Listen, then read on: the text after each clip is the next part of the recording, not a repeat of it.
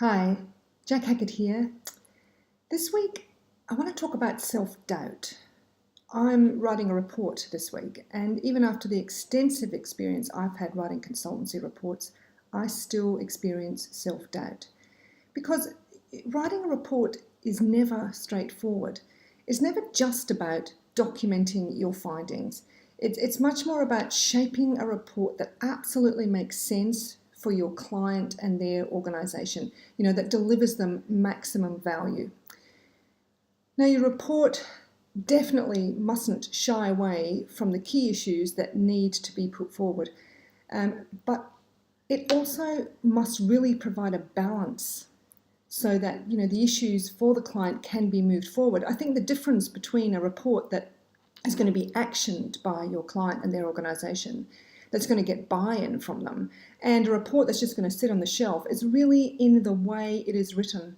They might say exactly the same kind of key messages and the recommendations will be the same, but the way that you write that report is so important to make sure that it's going to be of value.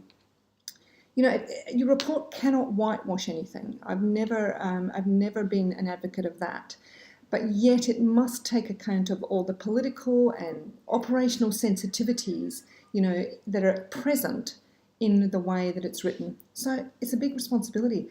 And, sometimes I struggle with it. I struggle to get the right tone, to tell the right story, and to deliver a product that really gives the client the leverage they need to make the necessary changes.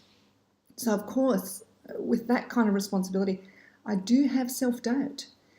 But, I actually think it's a good thing because we should never be complacent. We must never write reports in a really rote fashion. Yes, of course, there are techniques and structures of report writing that work and that we should use, but it's not a formula. Every single report needs care and consideration and attention to detail.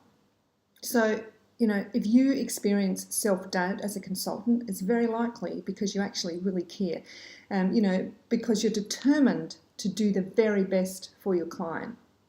So don't let it get to you. Don't let it take over. Make it work for you, knowing that it drives you to do the best job you can every time. So I'm going to get back to my report now, and I hope you have a great Friday.